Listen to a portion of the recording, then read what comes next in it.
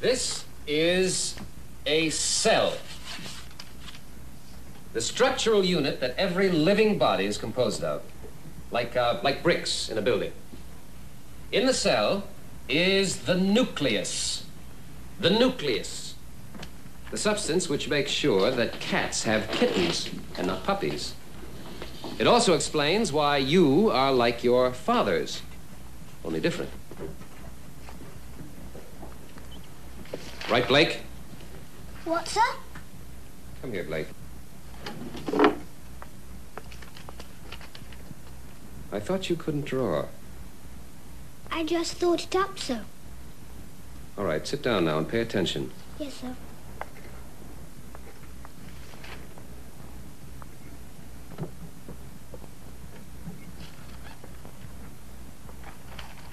All right. I'll repeat now for Blake's benefit. In the cell is the nucleus. This nucleus contains the chromosomes, which give every living thing its own characteristics. Like having blue eyes, or being a boy instead of a frog. Next term, we'll take a look at this cell under the microscope. Right now, you can copy this diagram in your notebooks.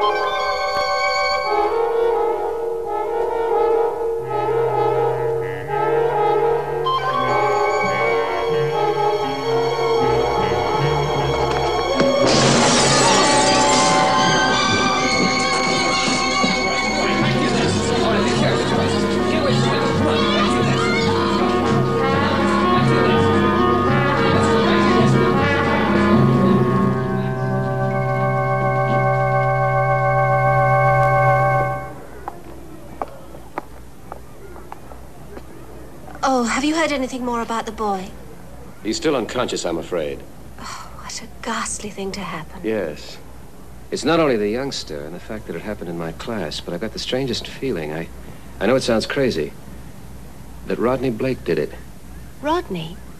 You mean Rodney pushed him out? He was nowhere near the window when it happened. That's what's so odd. I don't understand. Neither do I. It seems that Thorne jabbed him with a pair of dividers just before it happened. Really hurt him, I guess. But Rodney didn't touch him. He just looked at him. You should have seen that look. What gets me is that Blake is normally such a nice kid. What do you think of this? Well, it's extraordinarily good. What's the connection? Rodney Blake did that with his left hand. I don't believe that. Rodney can't draw at all, with either hand. I know. Suppose somebody did it for him. What do you mean? Suppose there was somebody somewhere who was moving Rodney's hand. You can't be serious. I know it sounds wild, but just suppose it were possible for someone to sort of manipulate Rodney from a distance. That would explain both the drawing and the odd feeling I have that he was somehow responsible for Thorne's fall. You really do believe it? Have you talked to him? Rodney, I mean. No, I haven't had a chance to. He left the minute the boy went through the window. But I'm certainly going to.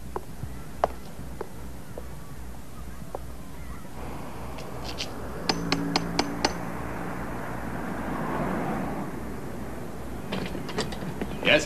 Hello, I'm Mr. Miller. I'm one of Rodney's teachers. Rodney, it's your teacher. Hello, Rodney. Hello, sir. I want to talk to you, Rodney, about what happened to Thorne.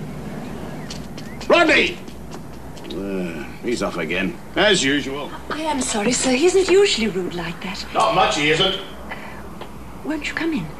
Thank you.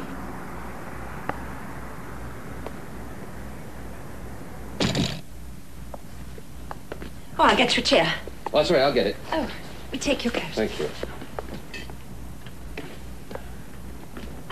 You sit down. Would you like some tea? No, no, thank you. It's not about that boy who fell, is it? Is he all right? Well, he's still unconscious, I'm afraid. Did Rodney tell you what happened? He never tells us anything because he's never here. He's always off somewhere. Never tells us where he's been or who he's been with. And when he is home, he's always talking to himself. Only when he thinks nobody's listening, of course. As if there was somebody there, somebody he calls Stephen. Stephen? Yeah, daft if you ask me. Joe, all lonely kids invent playmates. He's not a kid, he's 12 years old. I was working at his age. Some kids grow up faster than others, Mr. Blake. In some ways, your boy is... He's not our boy, he's adopted. He's a twin. And I'm sure that's the trouble. I always said it was a mistake to separate them. Where is the other one? We got Rodney from an orphanage in Charedon. That's a village up north. A woman called Mrs. Latham took his twin just the day before, we were told.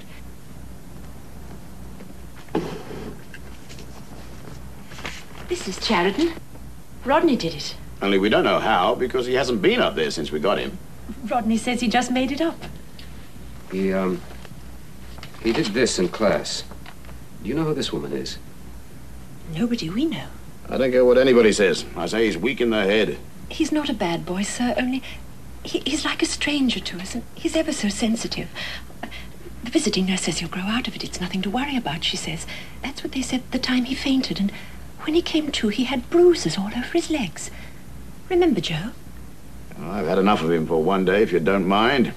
I'm sorry to have disturbed you. Thank you very much, Mrs. Blake. Goodbye, Mr. Blake.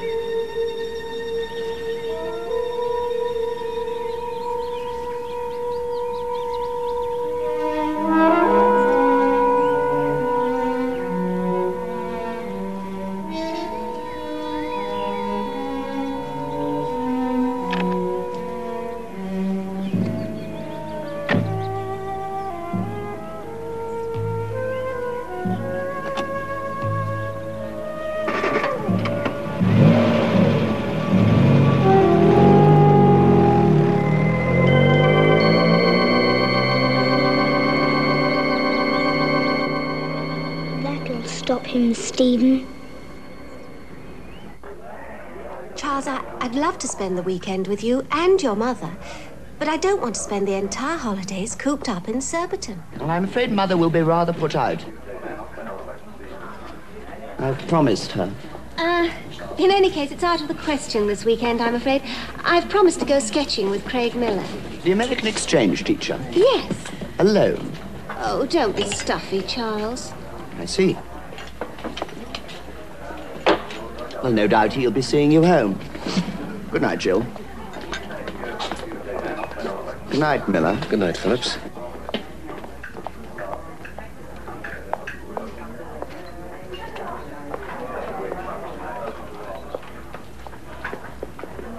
Hello. Hello.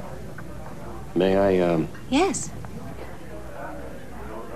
Is anything the matter? does it show? What is it, Craig? I've just had an hallucination. An 18-carat 3D hallucination. I was leaving Rodney Blake's place when the road disappeared. Disappeared? Vanished. There was nothing but space and abyss. I managed to stop the car right at the edge of the precipice. What gets me more than the abyss thing is the fact that somebody was able to probe my mind and find out the one thing that really terrifies me. Heights. What do you mean, somebody probed your mind? I don't know how else to explain it. I haven't mentioned this phobia of mine to anybody for years. Somebody must have read it in my mind and used it to throw a grade-A scare into me. I'd like to bet the same thing happened to Thorne, courtesy of Rodney Blake, or his twin. Rodney has a twin. So his mother says. What's more, he has an imaginary playmate named Stephen, whom he talks to whenever he thinks nobody can hear. And you think the imaginary friend Stephen is the twin? And I have a hunch that somehow, working through Rodney, he gave Thorne an hallucination so awful it scared him out the window. It sounds horrible. I'd like to, well, it would be interesting to get a look at this Stephen. If you knew where he lived. I think I do. The Blake said he was adopted by a family living in a place called Charadon, where Rodney comes from. Charadon, I know it quite well. I was up there sketching last summer. Oh, good. Maybe you'd like to go up there again this weekend. With me. Alone? Well, we could have Phillips along as chaperone.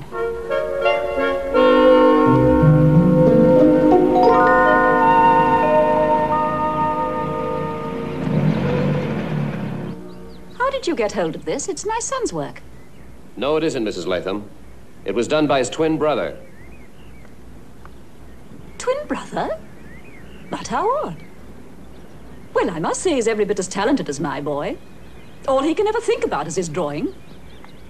Does it all left-handed, too? I do think left-handed people are terribly clever, don't you? I'd always hoped, of course, that he would be musical. I teach music, you know. But I'm afraid when it comes to playing the piano, he's all thumbs.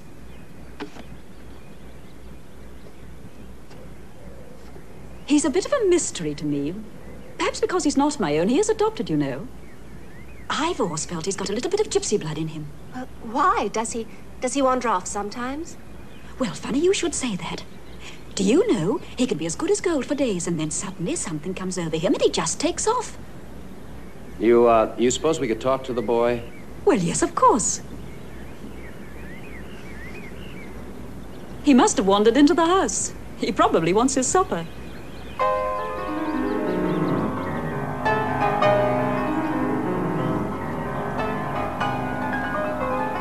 I thought you said he couldn't play. But he can't.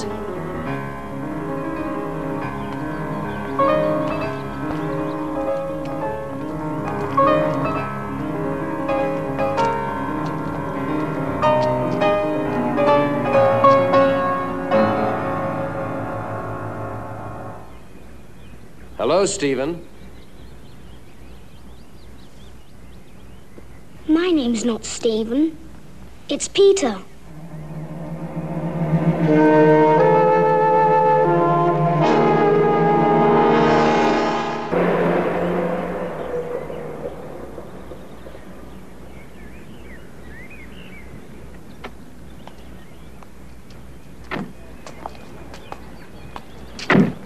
Well, that was strange, wasn't it?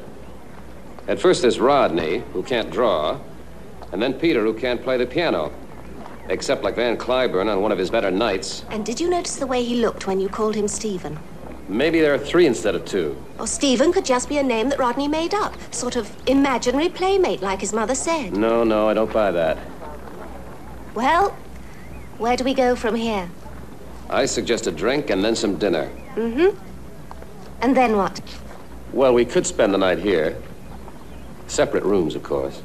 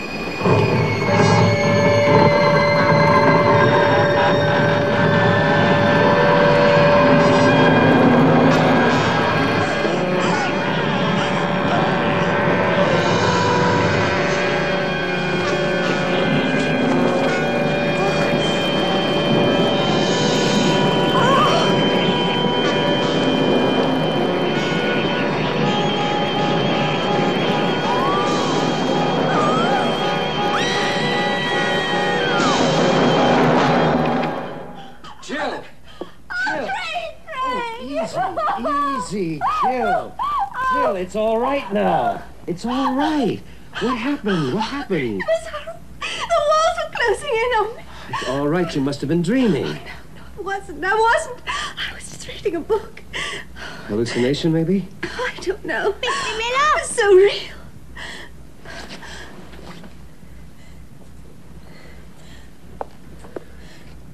Go home, Mr. Miller! You and her! Go away! Who is it? Peter, I imagine. Or Rodney. Or Stephen. Jill, I want you to go home. Why? These hallucinations, whoever is doing it, I told you once they could probe my mind. Obviously, they can probe yours, too. Claustrophobia is your hang-up, isn't it? Yes. Well, next time, something even more terrible is liable to happen. I don't want there to be a next time. I'm not going, Craig. Oh, when I first said I'd come here with you, I didn't take it seriously, not really. Well, it all seemed so far-fetched. I just thought the trip would be fun, but now we have to find Stephen. But how? Well, if it's triplets, don't you think the local doctor would know about them? The boy you described could be the grandson of a patient of mine, Bart Brereton, over at Kendley. Well, could you tell us, Brereton's address. About 20 miles south of here. He can answer any further questions, or not, as the case may be. Now, if you'll excuse me. Thank you. Next. Thank you. Shall I? Please. Milk? Yes, please. That's my grandson. I didn't know he'd come in. I never knows where he is during the holidays. A very independent young man. Actually ran away from school several times. He plays very well. Oh, quite brilliant for his age. Sugar? No, thank you. Yes, music's the one thing we have in common. That and chess. I'm extremely fond of the boy. I'm afraid I spoiled him ever since his parents were killed. Was he an only child? Yes, he was adopted. My son and his wife died in that Swiss plane crash 4 years ago. I've looked after him ever since. But he's a rather lonely child. When did they adopt the boy? Oh, he was only just a baby, not more than a year old. Lonely children often have imaginary playmates. Does he? Yes, he does, actually. Ah, my grandson, Richard. Rodney, Peter, Richard, and Stephen. Quadruplets. Linked together psychically as closely as if they were physically joined. Like Siamese twins. This isn't unusual among identical twins because they're formed from the division of one fertilized egg, have exactly the same genes. In a sense, they are one. A single psychic entity. Peter conveys his skill to Rodney, and Richard to Peter. Peter is thrown by a pony, and Rodney, 200 miles away, is bruised. But that's what happened to Richard. I recall he came down black and blue one morning and couldn't account for it. The really terrifying thing is their power to probe one's mind and produce those hallucinations. You actually believe Richard has this power? I guess they all have it. Maybe not all to the same degree. But I think Stephen is the only one who deliberately uses it maliciously. From what you tell me, he seems to be a public menace. Yes, but why? He didn't just happen. Who and where are his parents? And where is Stephen?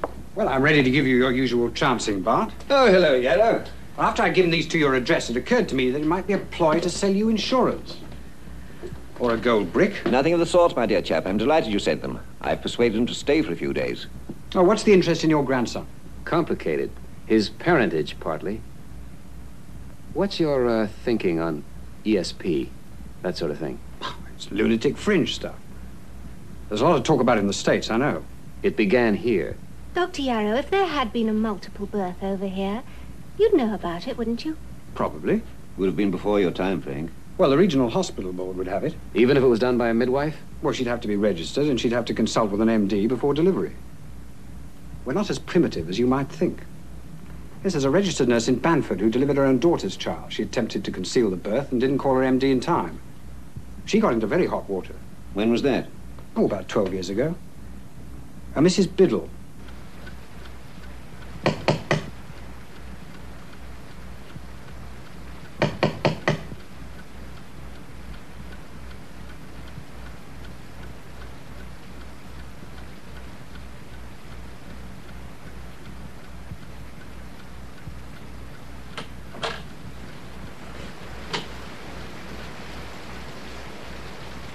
Biddle? Hello?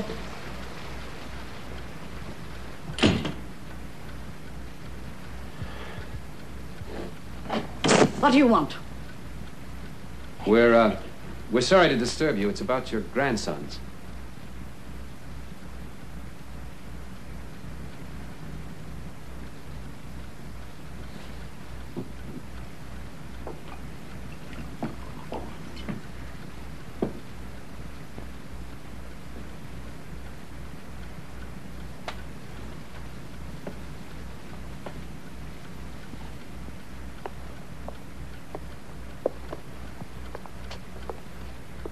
Your grandsons, Mrs. Biddle. There were 4, weren't there? 4. One was more than I could bear to think of. When she told me, I wished her dead. My own flesh and blood. That foreigner, he was the cause of my girl's trouble. Who was that, Mrs. Biddle? Pulnik. He killed her, he did. It was him, not me. After the second one came, she should have had a doctor. But I was all alone with her. Up in that terrible place on Workley Ridge, that's where he took her to live. Just a ruin it was. Not fit for a human being to live in, but he was an animal. After the 4th one came, she stopped screaming and begged me to get the doctor. You'll hurry, Mum, won't you? She kept saying it. I can still hear her saying it after 12 years. Where was the father? Wasn't he there? He left her as soon as she got big. He never came to the funeral. Those Germans, they should have done him in when they had him in that camp. Have you heard of him since, Mrs. Biddle? No, and I don't want to. Except to hear he's dead. Rotted. You know something. Where is he? Why did you come here? Only to ask about the babies. What did you do with them, Mrs. Biddle? If she hadn't died, nobody would ever have known. But she died. She went and died and left me with them. I registered one birth. I had to. There was all that fuss when she died. But they never knew about the others. It would have been in the papers. A disgrace. I saved my girl that. What happened to the boys, Mrs. Biddle? The boys? The last one I left on the seafront, I wanted him to die.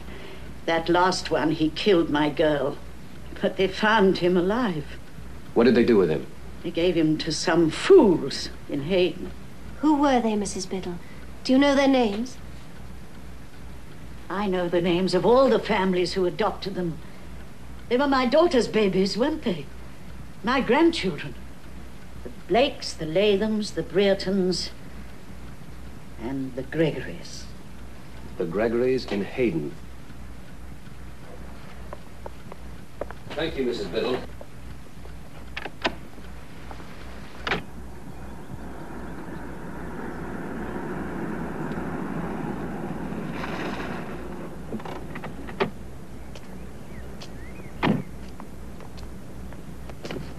The vicar here should be worth a try anyway. He's bound to know something about the Gregorys.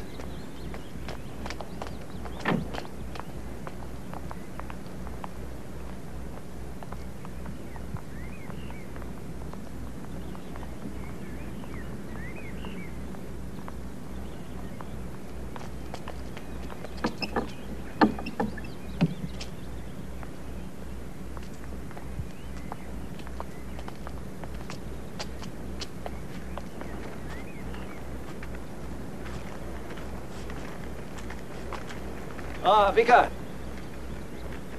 Vicar, I'm Bart Brett, and I live over in Kendley. This is Miss Jill Collins and Mr. Craig Miller. We wondered if you could give us some information about a couple called Gregory. Gregory? Are you relatives, by any chance? Well, no. I hear they adopted the brother of a pupil of mine. I'd like to find him. They were a nice young couple, and they did their best for the boy, but they just couldn't manage him. He terrified Mrs. Gregory, poor woman. She daren't say a word to him. He's not here anymore, then? No. Do you know where he is, Vicar? Nobody knows. Not even the Gregorys. Oh, I'm sorry. I thought you knew. Don't tell me they're not here either. That's their grave over there. They were buried just over a year ago. They died quite suddenly. And the boy? Ran away. Hasn't been heard of since. Do you think there was any connection between their deaths and the boy? Well, I know I ought not to say this, but there was something evil about the child. Something really evil. Well, I'd sure appreciate it if you could locate him for me, Charlie. If the embassy has nothing on him, I'm sure your section has a pipeline to Scotland Yard. Yeah, Pulnik. P-U-L-N-I-K. Probably Polish origin. Concentration camp prisoner. Okay. Mr. Miller?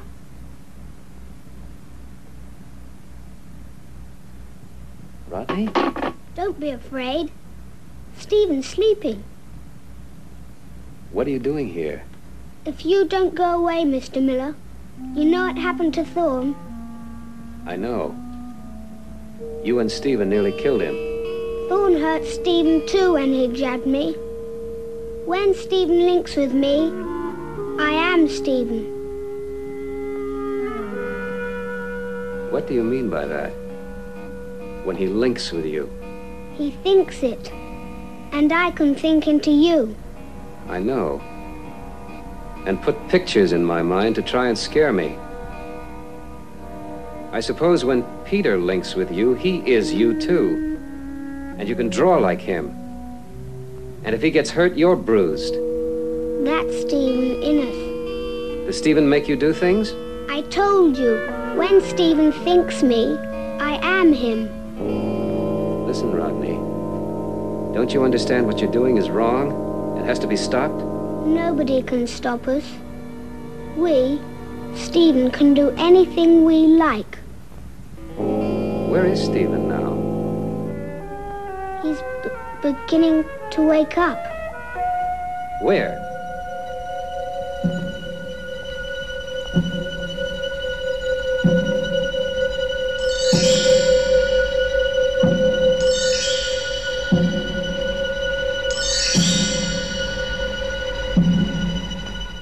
Then he just turned away, and the doors opened by themselves.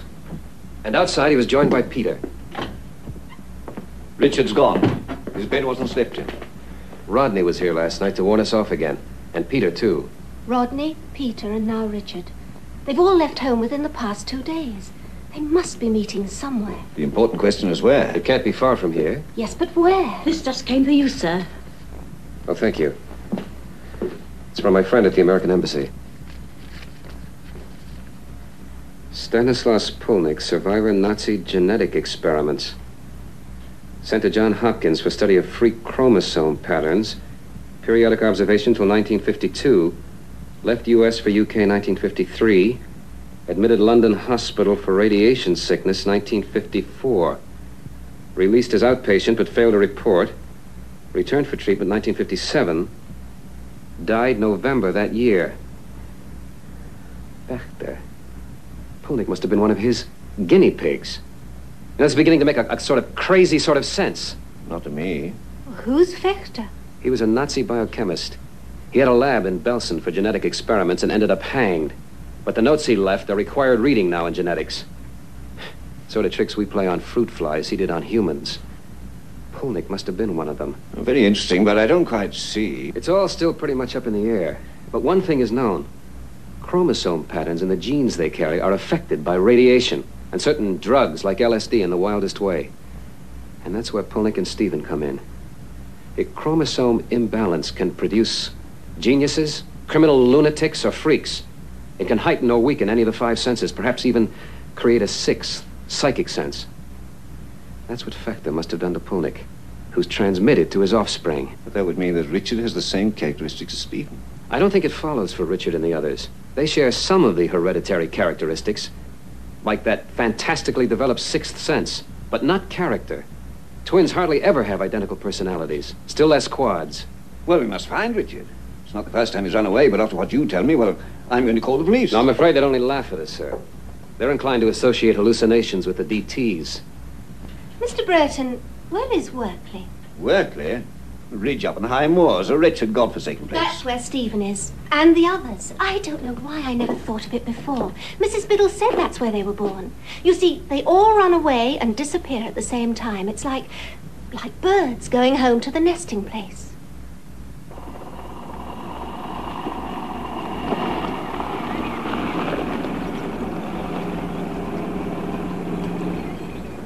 It's rather easy to lose oneself round here.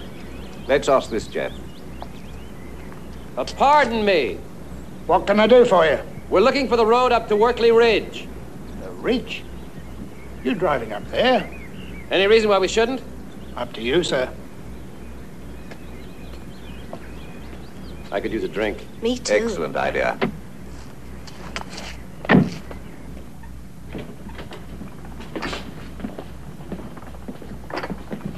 Good afternoon. Afternoon. Afternoon, gentlemen. Miss. What do you have? Beer, I think. You sure? Mm-hmm. And for me, please. 3, please. 3 beers? Best better, sir. It's a very good beer. Fine. Like to see a strange face in these parts, sir. Oh, do you understand what I mean? They're not a very chatty lot round here. They're asking the way to the Ridge. Workley Ridge? What about the Ridge? Well, I'm new here, sir. You're still new here after 2 years. But it can't be more than 5 miles away. From what I hear, sir, there's nothing up there, just an old building. A ruin, sir. Are you saying it's uninhabited? There's no one up there at all. No, miss.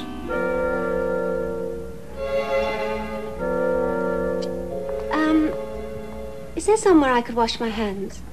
Oh, yes, I'll call the wife. Elsie.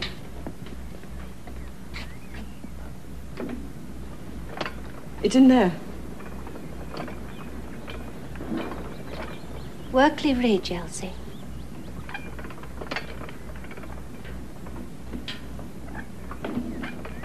There is someone up there, isn't there? Isn't there? The whelp. That's what they call him. A filthy, black-haired little fiend. Ever since he turned up here last year, nobody's safe. You're not thinking of going up there, are you? Nobody dare go near that place. He goes round demanding food. Not asking for it, mind you. And you better give it to him, too, and a bit extra. Mayhew, that's one of the farmers in there. He told him to clear off out of it and not to come back again. And that night his barn was burnt to the ground and the dairy herd with it. Oh, he's a great one for burning. They say he set fire to his own home over at Hayton just because he found out that his parents were going to send him away to school. They were both burned to death. Change.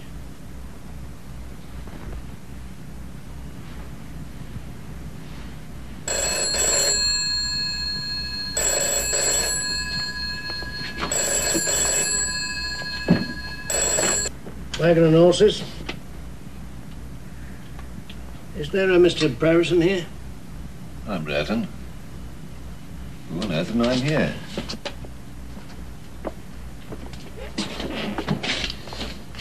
Brereton here. Richard! Where are you, my boy? Richard! Hello! Hello! Look, you saw how it was in there. They're even afraid to talk about him now. Why don't you move away from here? Oh, I'd give anything to, but, well, we've only just bought the place and Bert says we can't afford to move. That was Richard, but all he said was grandfather and the line went dead. I've called my house, but the line seems to be out of order. We'd better get back to your place. Yes.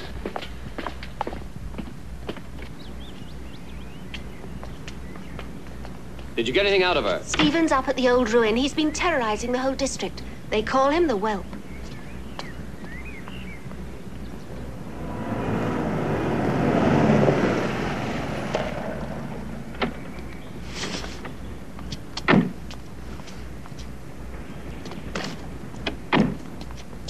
Jenny, have you seen Richard? Master Richard, sir. I haven't set eyes on him since yesterday.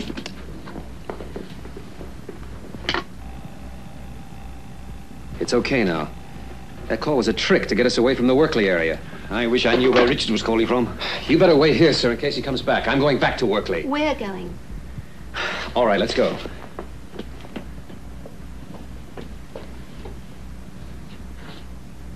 If I catch you within a mile of this place, I'll belt the hide off you. Understand? Just let me set eyes on you, I'll give you the biggest thrashing you've ever had in your life.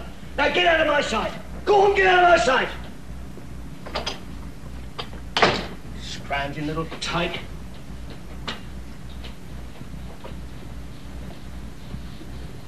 Oh, I wish you'd be more careful, Bert. You know what he's like. I'm sick of being intimidated by a kid. Go on, drink up your drink. Leave it. Let's get up to bed.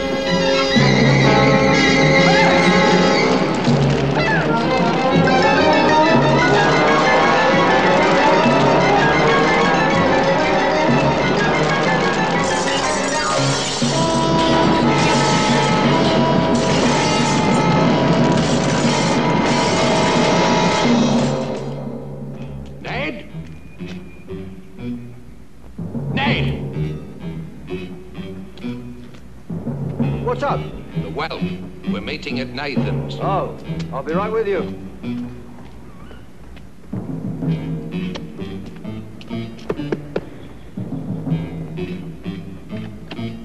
Where's Will?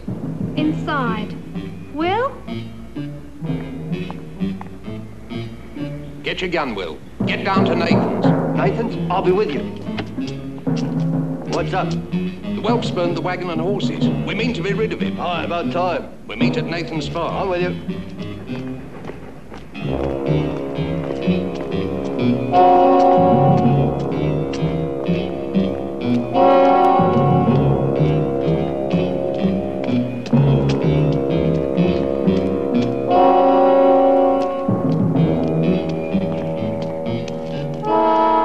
They're all on their way, Mr. Nathan. Good. Then we'll put an end to him this time for good and all.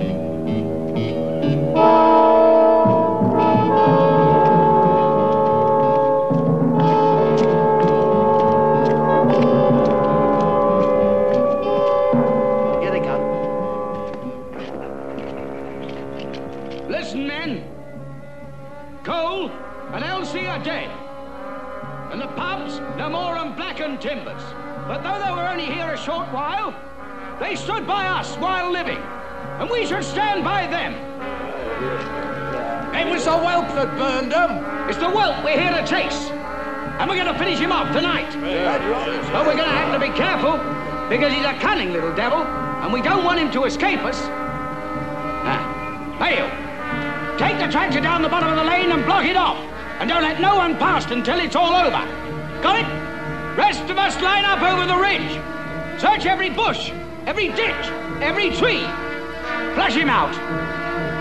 And when you sight him, shoot him. We'll pay him back. We'll get rid of him once and for all. Right then, let's get moving.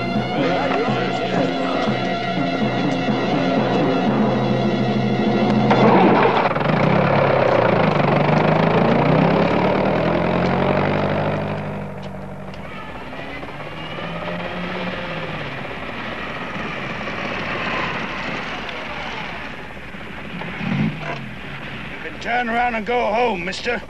What's going on? The Whelp got Cole and his wife. Both. She had to open her mouth. What are you talking about? We've had enough. That's what I'm talking about. We should have done it when he come here first. That fire. That's murder, mister. And no fault of his, it was only two of them. He meant to get us all. What about the police? The police? We'll take care of this ourselves, in our own way. It's us who's been plaguing this 12 months. First it was only food. Before long, it'll be our girls. You keep out of this, mister. We'll fix him ourselves in our own way. Be off with you. And don't interfere with what's none of your business. But it is our business. Forget it.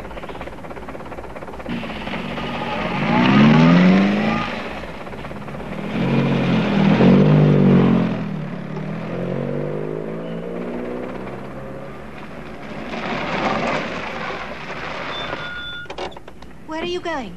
We can't leave Rodney and those other two out there alone. Those farmers will never know which one is Stephen. We'll go there on foot.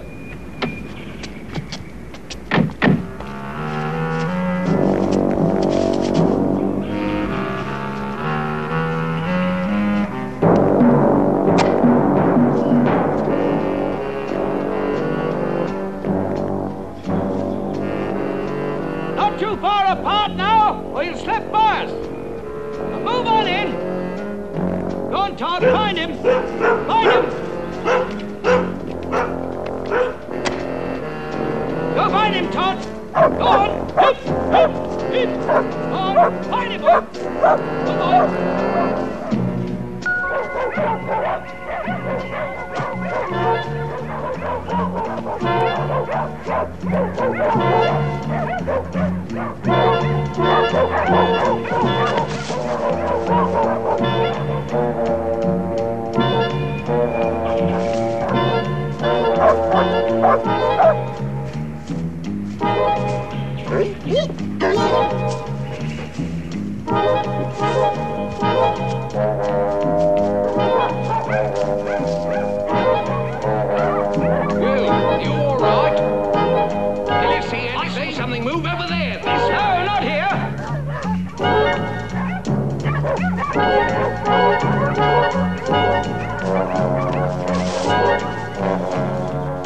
can get there before the men do, the boys may have a chance.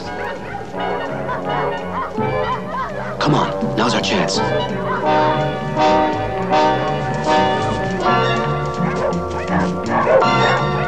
Keep spread out, boys!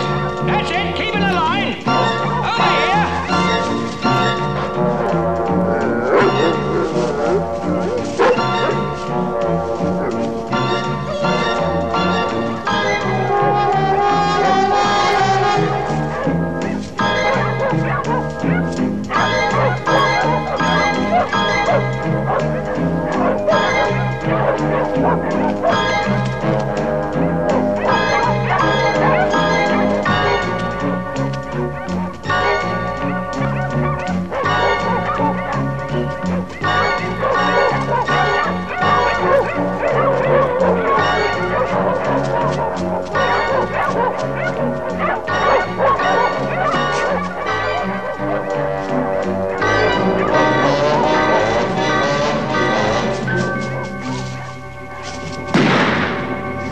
Benjamin!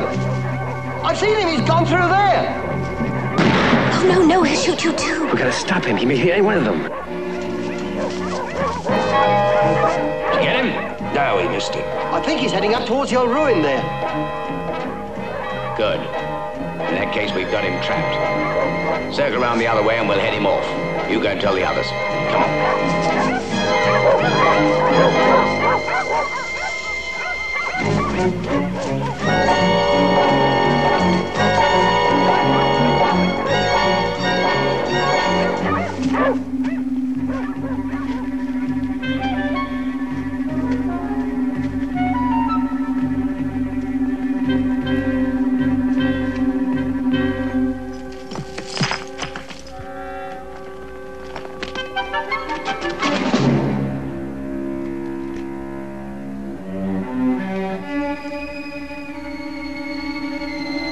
Rodney, we've come to take you home. You too, Richard. And you, Peter. The farmers are coming here to kill Stephen. They'll shoot you too. Your grandfather's waiting for you, Richard. He's very worried. If you come with us, all of you, we'll get you safely off the moor.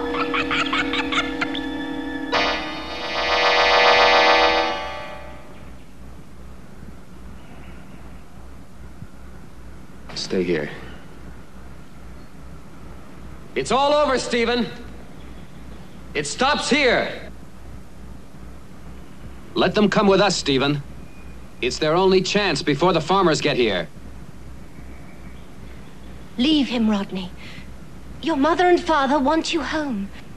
And Peter, your mother's terribly anxious about you. Richard, you know your grandfather loves you. Oh, please come with us. All of you. Come with us while there's still time. No! We must stay together. Don't listen about the farmers. They can't hurt us. Leave him. Leave him and come with us. He's trying to trick you.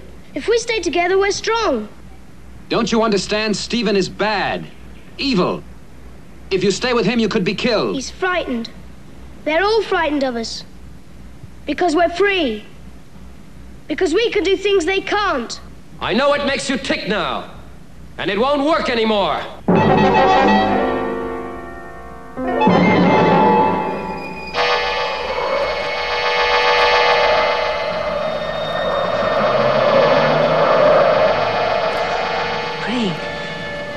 Craig, don't let go.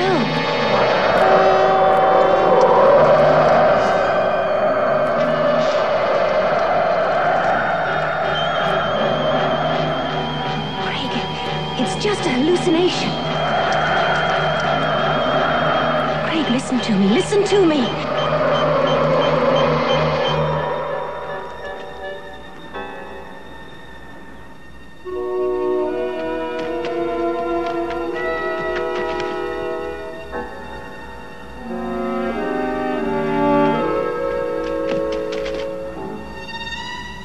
Peter, oh, please come with us.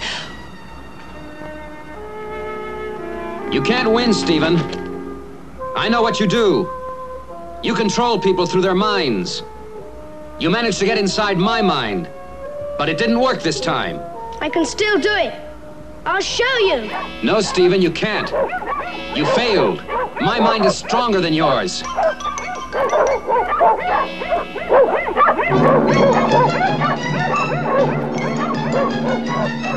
Nathan, over here!